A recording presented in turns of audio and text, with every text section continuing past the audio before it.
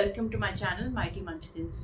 आई hope आपने मेरे channel को अब तक सब्सक्राइब कर लिया हो to stay tuned on updates about overall parenting tips, breast pumping and if you have a premature baby then how to take care of premature baby. तो दोस्तों, आज मैं एक बहुत ही इंटरेस्टिंग एंड न्यू टॉपिक के बारे में बात करने जा रही हूँ। अगर आप अपने बेबी को फॉर्मूला मिल्क या एक्सप्रेस्ड मिल्क देते आए हो बॉटल से एंड आपका जो बेबी है वो या तो कम दूध पी रहा है या सिर्फ सोते सोते दूध पी रहा है या फिर उसे भूख लग रही है फिर भी वो दूध नहीं पी रहा है, then your baby is suffering और I would say going through bottle aversion. तो दोस्तों, प्लीज मजाक में नहीं ले, ये एक इश्यू ऑफ कंसर्न है एंड मैं इस वीडियो में टिप्स दूंगी जिससे आप इस बॉटल एवर्जन को दूर कर सकते हैं। तो आइए जानते हैं कि बॉटल एवर्जन के मेन सिम्टम्स क्या होते हैं। जनरली अराउंड 3 to 4 मंथ्स में डेवलप होता है। सो आपने देखा होगा कि आपका बेबी जो शुरू में दूध पीता था अच्छे से, लेकिन अब पहला वो सिर्फ जब सो रहा होता है या फिर जिससे ड्रीम फीडिंग करते हैं, ड्रीम फीडिंग के दौरान ही दूध ले रहा है।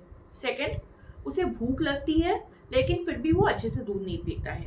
थर्ड, जैसे ही आप उसे फीडिंग पोजीशन में मान लीजिए यू रखते हैं तो वो फंसी या रोने लग जाता है। चौथा, जैसे ही वो आप उसको बॉटल देते हैं तो वो अपना मुंह फेर लेता है। और पांचवा, कि जितनी इसकी रिक्वायरमेंट है उससे वो कम दूध ले रहा है, जिस वजह से उसका ग्रोथ जो है वो अच्छे से नहीं हो रहा है। तो if your baby is having any of these symptoms and feedings के अलावा जो फीडिंग के बीच का दौरान है, अगर वो एक्टिव है, नॉर्मल है, अच्छे से खेल कूद रहा है और जो उसके माइलस्टोन्स है according to his age that he is achieving, that means he is going through bottle aversions.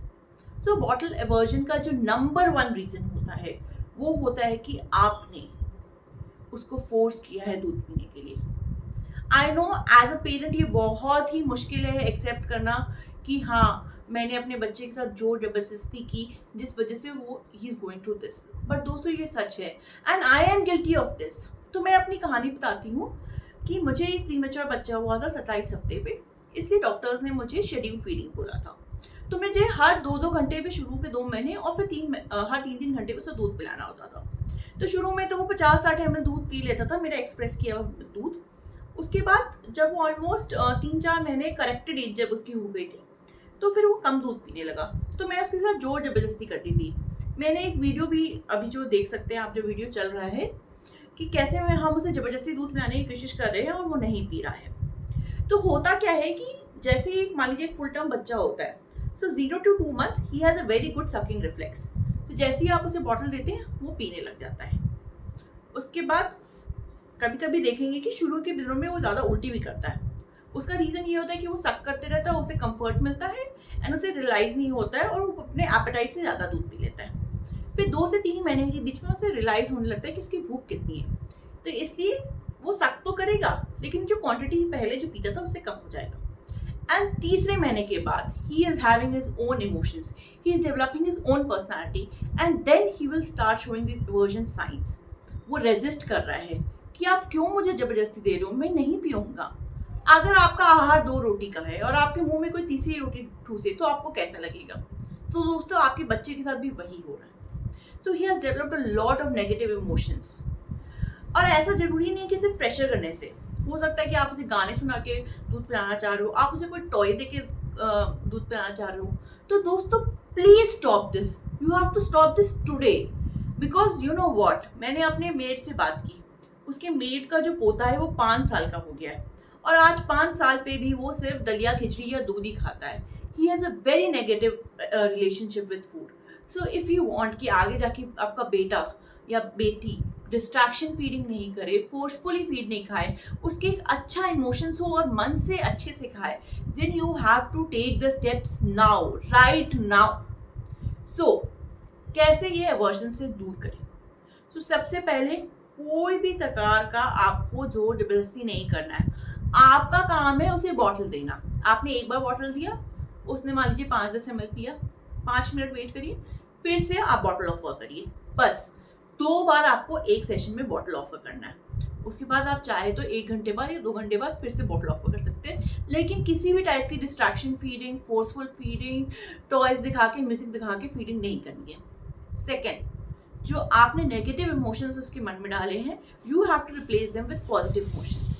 तो जब भी एक फीडिंग सेशन हो, आप उससे प्यार करिए, उसके बॉटल के साथ खेलिए, उसको बॉटल याद दीजिए कि लो बेटा तुम पकड़ो। आई नो 3-4 महीने का बच्चा नहीं पकड़ने पाएगा, but he has to start developing that trust. देखिए शुरू के 2-3 महीने तो टफ होने वाले हैं, you will have to resort to dream feeding. और कोशिश करिए कि जब भी वो जगा हुआ हो, जितना भी वो बिना रेजिस्ट करे पिए उतना ही पिलाइए। तो धीरे धीरे करके उसके जो नेगेटिव इमोशंस है वो पॉजिटिव इमोशंस में टर्न हो जाएंगे। वर्स्ट केस अगर वो ड्रीम फीडिंग भी नहीं कर रहा है तब क्या करें? तो दोस्तों मैं अपने डिस्क्रिप्शन बॉक्स में और आप यहाँ भी देख सकते हैं, एक बुक है रोवेना बोनेट की जिसका नाम है bottle feeding aversions, the problems and the solutions. So please go through this book and आपको समरी भी मिल जाएगी गूगल पे। तो उस बुक में 2 हफ्ते का प्रोग्राम इम्प्लीमेंट करने बोला गया है, आप वो इम्प्लीमेंट करिए और डेफिनेटली आपकी जो बॉटल एवर्जन की प्रॉब्लम्स हो रही हैं वो छूट जाएगी। फिर मैं एक और चीज़ बताना चाहती हूँ कि कुछ मदर्स में से पूछती हैं, जो मेरा इंस्टाग्राम पेज है माइटी मंचकिंस, उस पर कि अगर हम इस पर वर्क नहीं करें बॉटल एवर्जन पे और उसको सीधा सॉलिड्स शुरू कर दें तो दोस्तों ये बहुत ही एक गलत चीज़ है। बिकॉज आपके बच्चे का जो पहला साल होता है उसका मेन फूड जो होता है वो ब्रेस्ट मिल्क या फॉर्मूला मिल्क ही होता है। जो सॉलिड्स होते हैं वो कॉम्प्लीमेंट्री होते हैं। तो कभी भी आपको जो मेन न्यूट्रिएंट्स जो दूध से मिलता है पहले साल में वो सॉलिड से नहीं मिलेगा। तो सॉलिड शुरू करने की जल्दबाजी मत करिए, एटलीस्ट 6 महीना वेट करिए, उसके बाद ही शुरू करिए। तो प्लीज़ आपसे रिक्वेस्ट है कि अगर आप कोई ऐसा बॉटल रिफ्यूजल प्रॉब्लम से गो थ्रू कर रहे हैं तो प्लीज़ मेरे वीडियो को फिर से दोबारा देखिए, जो मैंने स्टेप्स बनाए वो इम्प्लीमेंट करिए, और कुछ भी ना काम करे तो वो बुक पढ़िए। And second important thing that I want two point out is demand versus schedule feeding. तो दोस्तों मुझे तो शेड्यूल फीडिंग इसलिए करना पड़ा था क्योंकि मेरा बच्चा प्रीमेच्योर हुआ था।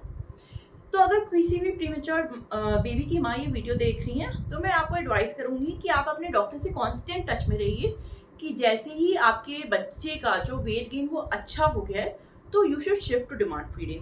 एंड फॉर हेल्दी फूड शुरू के 10-15 दिन ही आपको शेड्यूल फीडिंग करनी होती है, एंड जैसे ही बच्चा जो अपना बर्थ गेन है वो रीगेन कर लेता है, you have to shift to demand feeding. One more thing कि breast fed babies can also show the symptoms of bottle aversions, कि जितना दूध पहले पी रहे थे अब नहीं पी रहे क्योंकि आपने इसको फोर्सफुली पिलाया है, तो इसको ब्रेस्ट फीडिंग एवर्जन कहते हैं।